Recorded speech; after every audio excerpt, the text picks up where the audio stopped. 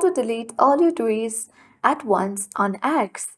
Hey everyone, welcome to the channel. This is Rose and I'm here to guide you on how to delete all your tweets at once on X. Watch the video till the end, and without further ado, let's dive right into the video. First of all, make sure your Twitter or X app is up to date. Then head towards your X app. Proceed towards your home screen and select the profile icon at top left corner of the screen.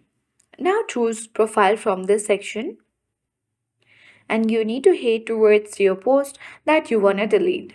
Simply select the three dots for your post and tap delete post button. Select delete, and this can be undone if it is removed from your profile. Similarly, you have to do the same for your all the posts because there is no direct way to delete all your tweets at once on X.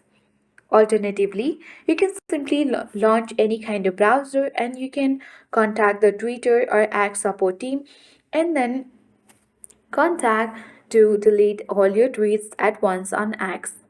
Further, it will provide with you a solution, and from there you can simply delete all your tweets at once on X. I hope this guide was helpful. If it was, then do like, share, comment, and don't forget to subscribe.